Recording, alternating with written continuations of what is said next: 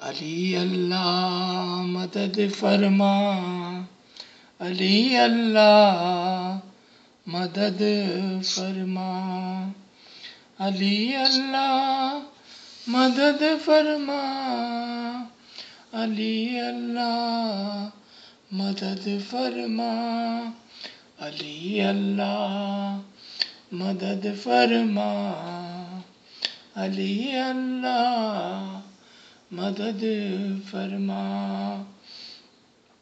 علی اللہ مدد فرما، علی اللہ مدد فرما، علی اللہ مدد فرما، علی اللہ مدد فرما، یا رحمان یا رحیم، یا رحمان یا رحیم، یا رحمان یا رحیم، یا رحمان یا رحیم، یا رحمان یا رحیم، یا رحمان یا رحیم، علی اللہ تو ہی تو ہے، علی اللہ تو ہی تو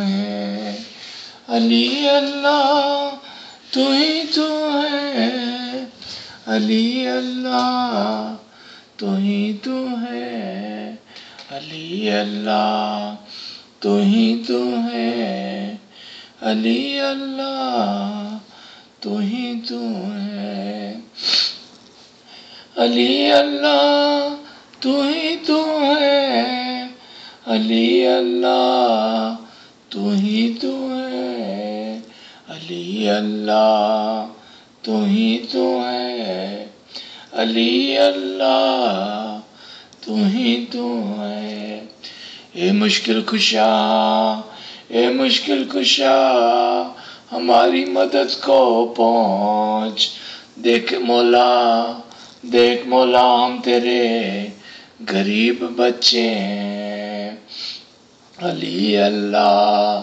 تو ہی تو ہے، علی اللہ تو ہی تو ہے، توفیق تائید، توفیق تائید، توفیق تائید، توفیق تائید، توفیق تائید، ہمت یاری، توفیق تائید، ہمت یاری، توفیق تائید، ہمت و یاری، توفیق تائید، ہمت و یاری، توفیق تائید، ہمت و یاری، توفیق تائید، ہمت و یاری، یا مولا ہم تیرے بغیر کچھ نہیں، ہم تیرے قریب بہت ہی ناچیز، بہت ہی عاجز بندے ہیں مولا، تیری توفیق رہی، تیری تائید رہی، تیری طرف سے ہمت رہی اور یاری رہی تو ہم غریب کچھ تھوڑا سا بہت ہی کم سا علمی و عملی کام کر سکیں گے مولا، یا مولا، یا مولا تو ہمارے ساتھ رہنا، ہمارے ساتھ رہنا، ہر ہمیشہ ہمارے ساتھ رہنا مولا، آمین یا رب العالمین۔ تمام ساتھیوں کو ایک بار پھر یا علی مدد،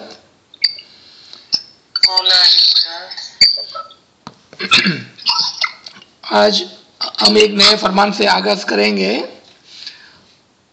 اور ایک فرمان کراچی سے ہماری بہن نے ہمیں بھیجا ہے جو مولا نے 1985 کے دوران آغا خان یونیورسٹی کی اوپننگ کے ٹائم پر فرمایا تھا، اس کا ایک پیراگراف سمجھنے کے لیے درخواست کی گئی ہے، تو پہلے ہم اس کو پڑھیں گے اور اس کے بعد ہم 10 روحانی فرمان سے جو दिसंबर 30, 1893 का जो मंजवरी का फरमान है, ये 10 फरमान की किताब के अंदर पहला ही फरमान है, उससे हम इसका आगाज करेंगे।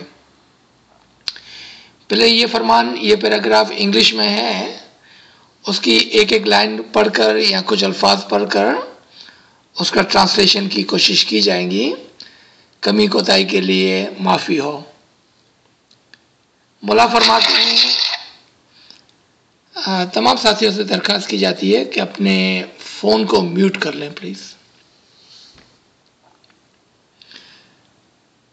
नवंबर 11, 1985 मौला आगा यूनिवर्सिटी के ओपनिंग के दौरानिए में यह फरमान फरमाते हैं। यह फरमान जो है वो रिलेशनशिप ड्रॉ कराता है हमारा इंटेलेक्ट, हमारी अक्ल और हमारे मज़हब के दरमियान में। मौला फरमाते हैं, the relationship between the intellect of man and faith has always been of fundamental importance to Muslim. How can a modern university respect and reinforce that relationship? मौला फरमाते हैं कि अक्ल, लैला साहिबा आपका फ़ोन म्यूट नहीं है, प्लीज़ फ़ोन म्यूट कर लें। नवाजिश। मौला फरमाते हैं कि अक्ल और मज़हब के दरमियान में जो रिश्ता है वो बहुत ही इम्पोर्टेंट, बहुत ही ज़रूरी रिश्ता है, स्पेशली इस्लाम के अंदर, मुसलमानों के अंदर। एक मॉडर्न यूनिवर्सिटी इसको किस तरह से दोबारा से इन्फोर्स करें, इसके ऊपर दबाव डालें, इसके ऊपर तवज्जो दें। फिर मौला इसको एक्सप्लेन करते हैं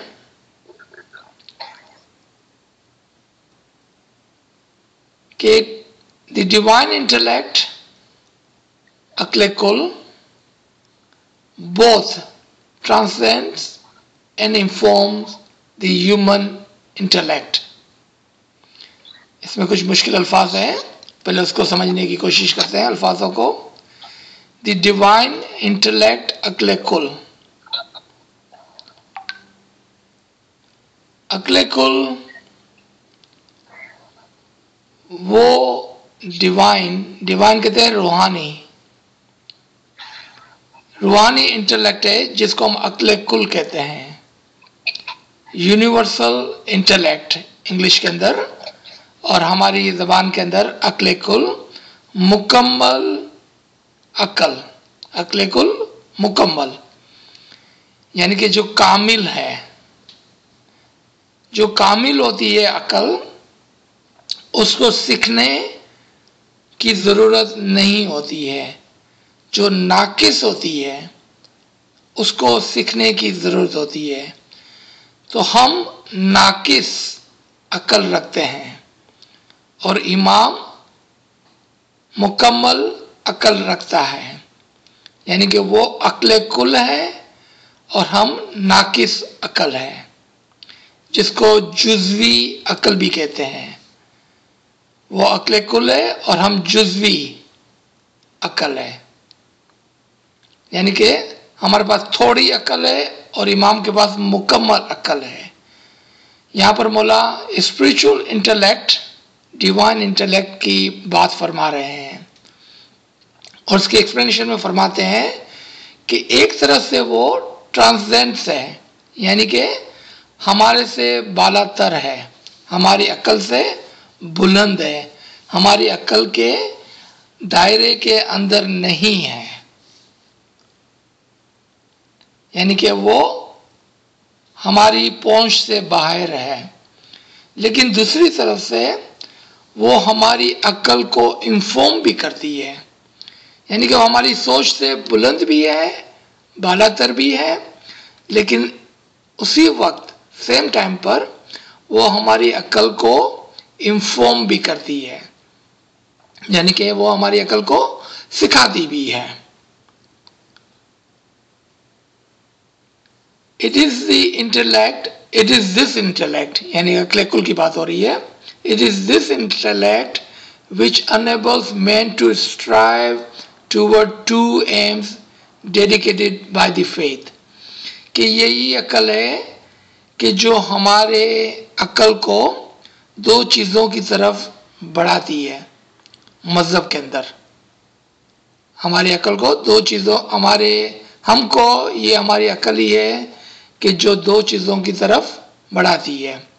अक्ल कुल हमारी अक्ल को बताती है, और वो क्या बताती है कि तुम मज़हब के अंदर इन दो चीज़ों की तरफ बढ़ो। That he should reflect, पहले क्या चीज़ है? That he should reflect upon the environment Allah has given। पहली चीज़ ये है कि आप तवज्जो दें कि खुदा ने क्या बनाया है। आपके दरमियान में जो आपके करीब करीब की जो चीज़ें हैं उसकी तरफ तवज्जो देना सिखाती है। अक्ल कुल हमारी अक्ल को दो चीज़ें सिखाती है। पहली चीज़ ये है कि आप देखें कि आपके इन्वायरमेंट में, आपके करीब करीब क्या चीज़ है जो खुदा ने बनाई है, जो खुदा ने दी है आपको। और दूसरी चीज़, and that he should know himself, यानी कि आप देखा कि पहले बाहर की चीज़ दिखाती है और फिर हमको कहती है आप अपने अंदर भी देखें, अपने बाहर भी देखें और अपने अंदर भी देखें। अक्ल कुल हमारी अक्ल गरीजी को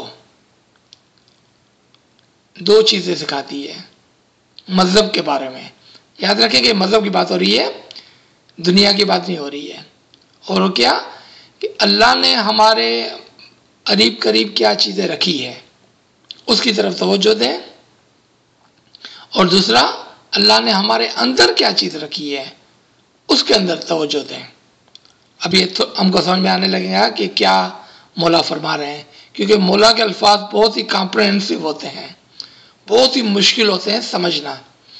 लेकिन इंशाअल्लाह ताला इसी एक पैराग्राफ से हम मौला के अल्फाजों को समझने की कोशिश करेंगे।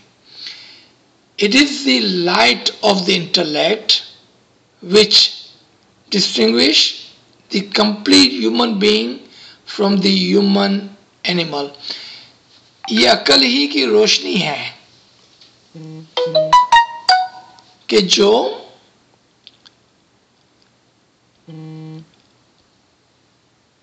हमें इंसानों को जानवरों से अलग करता है।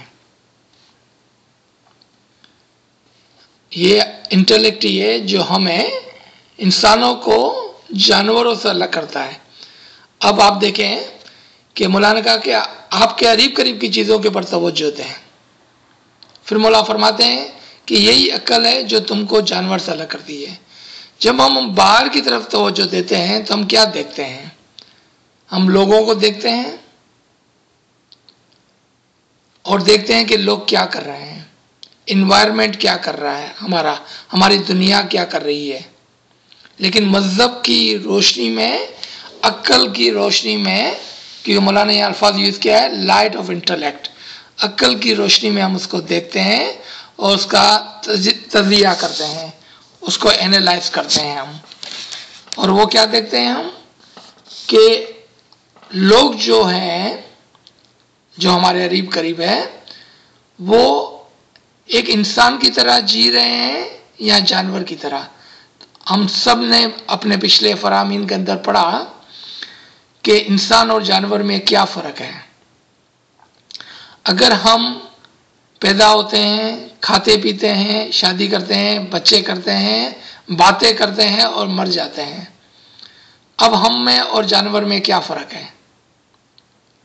कोई फ़र्क नहीं है। अगर यही हम हमारे करीब करीब के इन्वायरमेंट में देख रहे हैं तो हमें पता चला कि इंसान और जानवर में कुछ ज़्यादा फ़र्क नहीं है। लेकिन मौला दूसरों को क्रिटिसाइज करने के लिए नहीं बोल रहे हैं। फिर मौला फरमाते हैं अपने अंदर भी तो देखो।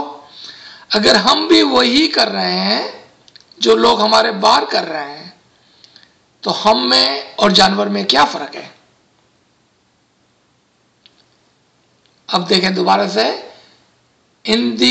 it is the light of the intellect which distinguishes the complete human being from the human animal، کہ ایک مکمل انسان اور جانور میں فرق کرنے پر روشنی ڈالتا ہے یہ عقل. And developing that intellect requires free inquiry.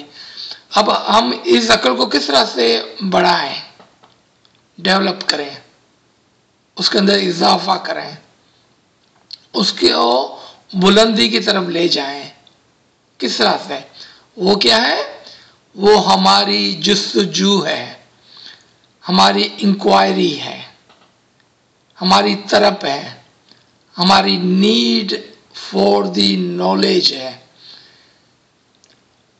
آپ ہمیشہ ایک بات کو سوچتے ہوگے کہ عزیز سر آپ ایک بات کو 1000 مرتبہ ریپیٹ کرتے ہیں اور وہ یہ ہے علم علم علم اور علم. یہ ناچیز نہیں کہہ رہا ہے، یہ مولا فرما رہے ہیں کہ علم ہی وہ چیز ہے جس سے ہم کم از کم پہلے لیول کے اوپر کیا کرتے ہیں کہ ہم اپنے آپ کو جانور سے الگ کرتے ہیں. اور جانور کیا نہیں کرتا ہے؟ جانور علم نہیں لیتا ہے. انسان جو عقل کے ساتھ کام کرتا ہے وہ علم لیتا ہے. جو عقل کے ساتھ کام کرتا ہے وہ علم لیتا ہے، جو عقل کے ساتھ کام نہیں کرتا وہ علم نہیں لیتا ہے. اب آپ کون سی کیٹیگری میں آگئے؟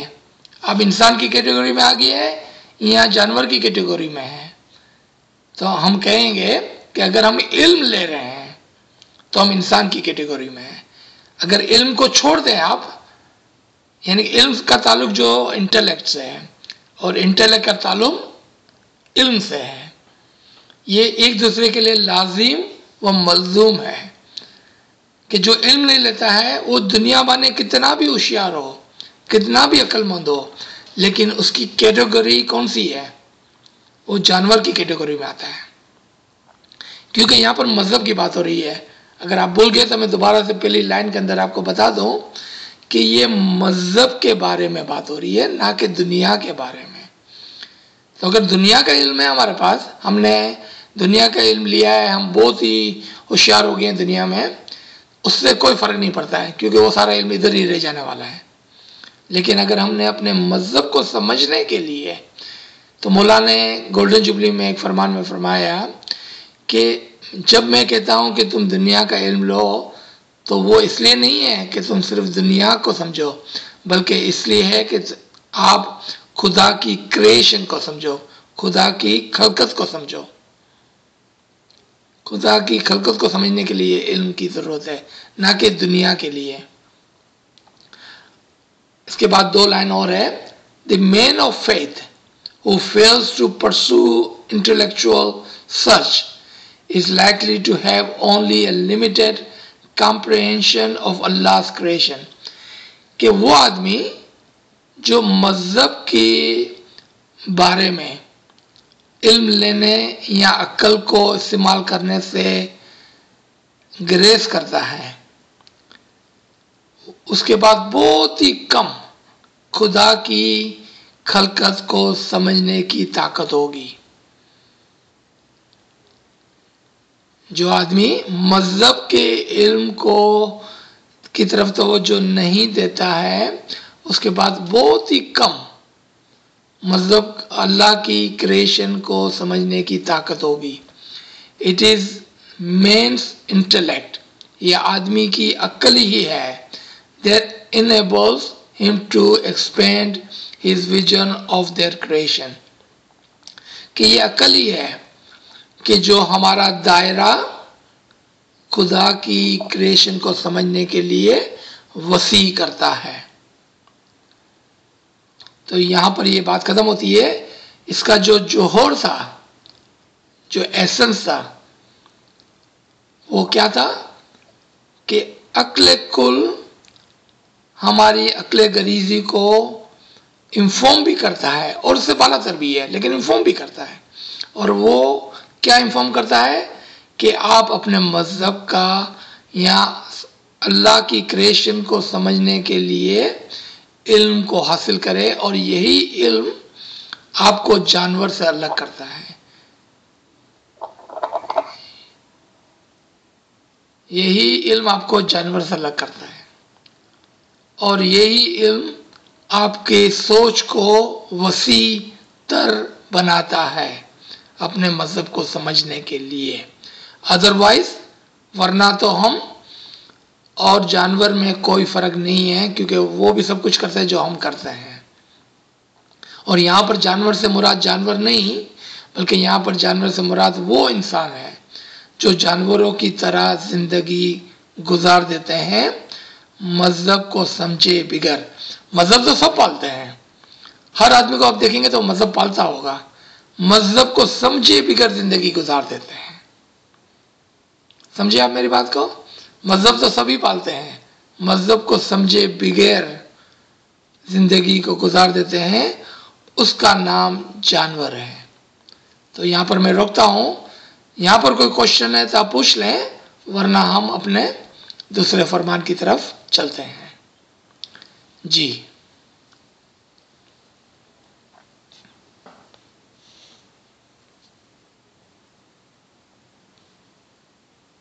اس کو سوال کو دوبارہ دہرا دوں تو آپ نے کہا کہ یہ فرمان ہم سمجھ گئے. اب ایک اور سوال پیدا ہوا کہ کیا ہم اور کچھ دیکھنا چاہتے ہیں یا دیکھ سکتے ہیں، یا کیا اور ہم توجہ دیں. ایک بات پر ہم نے توجہ دے دی، وہ کیا تھی کہ ہم میں اور ہمارے انوائرمنٹ میں جو دوسرے لوگ ہیں اس کے اندر ہمارے میں کیا فرق ہے. تو ہم نے ایک فرق محسوس کیا، اور وہ فرق یہ تھا کہ ہم نے اپنی عقل کو استعمال کرتے ہوئے یہ دیکھا کہ ہم کو علم کی ضرورت ہے، اور ہم اپنے آپ کو دوسرے لوگوں سے الگ پاتے ہیں. اب اور کیا ہم کریں، یہ سوال ہے آپ کا کہ اور ہم کیا کریں. تو ہر روز یا ہر ہمیشہ ہماری توجہ اس بات پر رہنی چاہیے، جس طرح سے ہم بات کر رہے تھے کہ روزانہ اپنی نفس کو ہم ٹٹولتے ہیں کہ آج ہم انسان کے دائرے میں تھے یا جانور کے دائرے میں تھے. تو یاد رکھیں کہ اللہ کی کریشن میں بہت ساری چیزیں ہیں، بہت ساری چیزیں جس کا مطالعہ ہم نہیں کرتے ہیں، یعنی کہ جس کو پر ہم غور نہیں کرتے ہیں. کیونکہ مولا نے یہاں پر دو چیزیں فرمائی نا، ایک آپ کا انوائرمنٹ، آؤٹر انوائرمنٹ، اور آپ کا ایک انر انوائرمنٹ. آج ڈسٹربنس بہت ہے، کیا کریں کہ ہم سب لوگ کو میوٹ کر دیں. کوئی ذریعہ ہے کامڑیا صاحب سب کو میوٹ کرنے کا؟ سر ایکچولی سبھی میوٹ ہے. یہ ابھی آپ اگر کوئی کچھ ایسا پیپر یا کچھ ایسا موو تو نہیں کر رہے کچھ ایسا کہ نہیں. مجھے کچھ نام نظر آتے ہیں جن کی آوازیں آ رہی ہے، کبھی لیلا صاحبہ کی، کبھی شہناز صاحبہ کی. جی ایسا میں دیکھ رہا ہوں سب کو، لیکن سب کا میوٹ ہی ہے. اچھا ٹھیک ہے، اوکے، بہت نوازش. تو ناچیز یہ کہہ رہا تھا کہ دو انوائرمنٹ، پھر ہمارا اندر کا جو انوائرمنٹ ہے، تو ہمارے انوائرمنٹ کے، ہمارے اندر کے انوائرمنٹ کو بھی ہم کو دیکھنا ہوگا کہ یہاں پر کیا ہو رہا ہے. چھوٹی سی مثال ایک دیکھیں ہم، آج ہمارے دل میں کسی کا لیے اچھی بات نہیں آ رہی ہے، یا ہمارے دل کے اندر آج وہ یاد الہی نہیں ہے جو کل تھی. اس کا مطلب ہمارا انوائرمنٹ آج خراب ہوتا جا رہا ہے.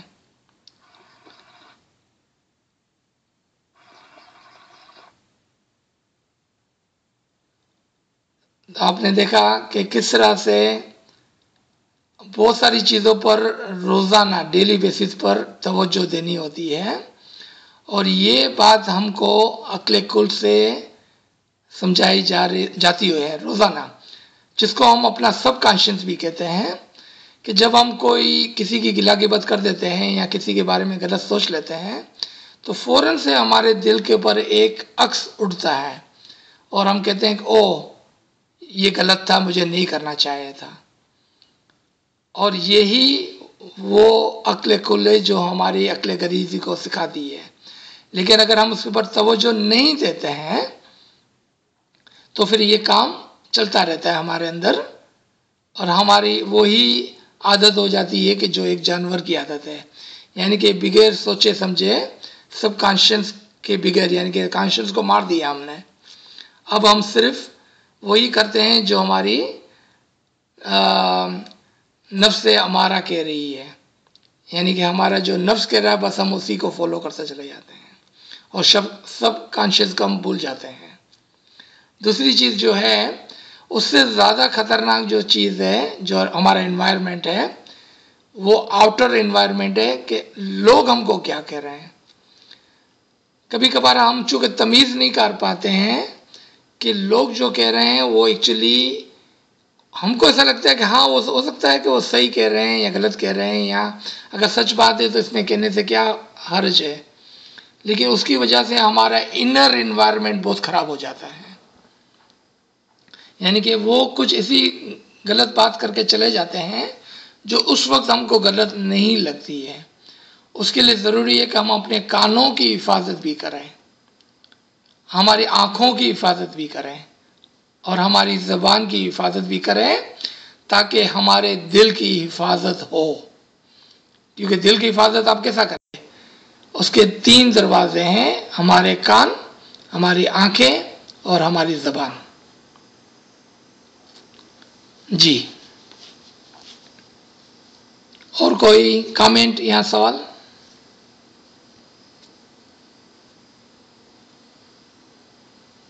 سر چیٹ پہ کسی نے سوال کیا ہے. جی کیا ہے؟ سر سوال ہے please elaborate on what is meant by complete human being. عارف کامل. جی انسان، یہاں پر جو مولانا نے ورڈ یوز کیا ہے کہ it makes complete human being different from being from the human animal. تو آپ نے دیکھا کہ انسان کی بات ہو رہی، کوئی جانور کی بات نہیں ہو رہی تھی. تو انسان جو دکھنے میں انسان ہے لیکن اس کی حرکت جانوروں کی ہے. اس کے مقابلے میں جو کمپلیٹ ہیومن ہے، یعنی کہ اس کے اندر جانور کی عادت کم سے کم ہے یا نہیں ہے، اس کو ہم عارف کہتے ہیں یا انسان مکمل کہتے ہیں. اس کے اندر جانور کی عادت نہیں ہوتی ہے تو کیا مطلب ہے؟ وہ کھاتا پیتا نہیں ہے؟ ہاں وہ کھاتا پیتا ہے. کیا اس کی فیملی نہیں ہوتی ہے؟ ہاں ہوتی ہے. کیا وہ بچے نہیں کرتا ہے؟ ہاں کرتا ہے. کیا وہ پیدا ہوا وہ مرتا ہے؟ ہاں مرتا ہے. لیکن یہاں پر درجات کی بات ہو رہی ہے کہ ایک انسان میں دوسرے انسانوں کے اوپر درجہ رکھتا ہے وہ، یعنی کہ اس کے مقابلے میں یہ مکمل انسان ہے، جبکہ وہ بھی انسان ہے یہ بھی انسان ہے، لیکن وہ انسان ناقص انسان ہے جانور کی طرح. اس کے مقابلے میں دوسرا انسان ہم کہہ سکتے ہیں کہ وہ مکمل انسان ہے، یعنی کہ اس کے اندر جانور کی عادت کم اور انسان کی عادت زیادہ ہے. یعنی کہ ریشنلائزیشن کرنے کا یہ طاقت، ریشنلائز کرنا کیا کہیں گے اردو میں، سوچنے سمجھنے اور فرق کرنے کی طاقت زیادہ ہے اس کے اندر، تمیز کرنے کی عادت زیادہ ہے اس کے اندر. تو وہ ہم کہیں گے کہ وہ مکمل انسان ہے. کس کے سامنے، کس کے کمپیریزن میں؟ ایک اس انسان کے کمپیریزن میں کہ جو صرف اور صرف وہ کام کرتا ہے جو جانور کرتے ہیں. لیکن یہ تمیز کرنا اچھا برا وہ دنیاوی بات نہیں ہے. اگین یہاں پر مذہب کی بات ہو رہی ہے کہ جو مذہب کے بارے میں تمیز کر سکتا ہے کہ کیا اچھا ہے اور کیا برا ہے. جس طرح نبی ناچیز نے ایک ایگزامپل دی کہ ہمارے دل میں کوئی بات آ جائے یا ہم کوئی ایسی بات سن لیں یا دیکھ لیں یا بول دیں جس کی وجہ سے ہمارا اندر کا انوائرمنٹ خراب ہو جائے. اس کی تمیز کرنا جو ہے وہ آپ کو ایک انسان بناتا ہے کہ اس کو سمجھنا کہ یہ غلط تھا کہ صحیح تھا. اسی کو جاننا ایک ریشنلائز ہیومن بینگ کر سکتا ہے، ایک تمیز کرنے والا انسان کر سکتا ہے. اس کو ہم کمپلیٹ انسان بولیں گے. لیکن اس کے اندر درجات ہے، یاد رکھنا کہ سب سے اوپر کا درجہ جو ہے وہ امام کا ہے، جس کو ہم عارف کامل کہتے ہیں، مکمل انسان، مکمل معرفت رکھنے والا. اور اس کے نیچے نیچے نیچے نیچے نیچے آپ سمجھ گئے کتنے درجات ہو گئے. پھر ہم جیسے غریب بھی ہو گئے کہیں نیچے. جی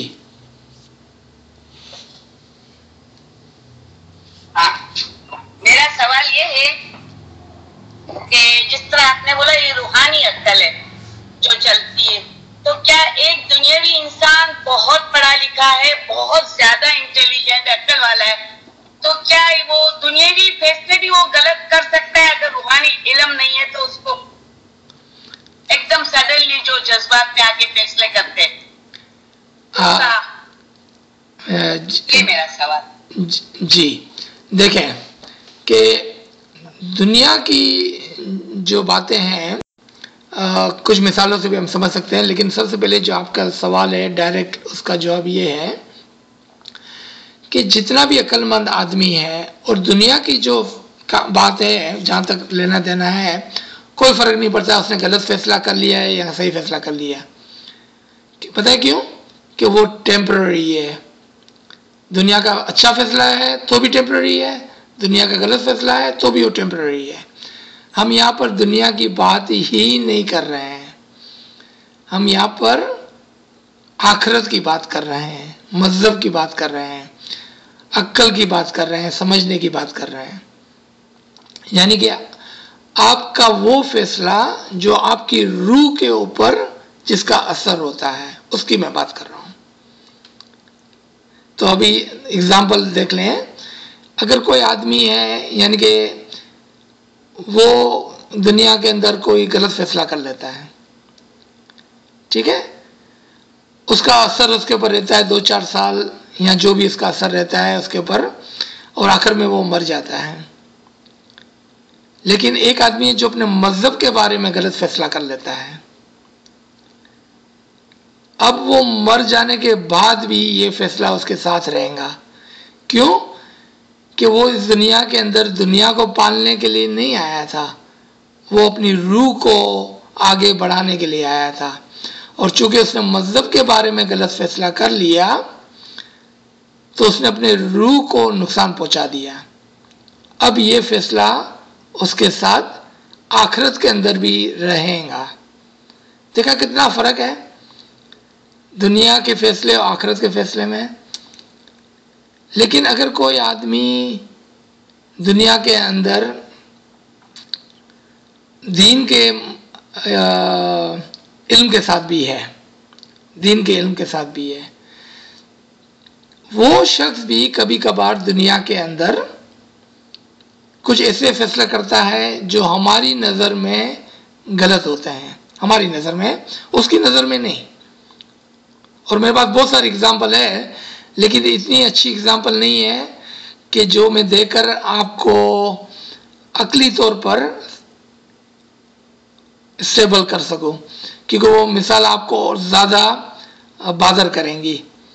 لیکن ہم اماموں کی مثالوں کو لے سکتے ہیں، پیروں کی مثالوں کو لے سکتے ہیں کہ کچھ ایسے فیصلے ہوتے ہیں جو امام کرتے ہیں، جو پیر کرتے ہیں، جو ہو سکتا ہے کہ ہماری نظر میں وہ غلط ہو، لیکن وہ عقل کل ہوتے ہیں. اور وہ فیصلے جو ہوتے ہیں وہ دنیا مانے ہو سکتا ہے غلط ہو، لیکن روح اور عقل کے مرتبے پر، اس لیول پر وہ درست ہوتے ہیں.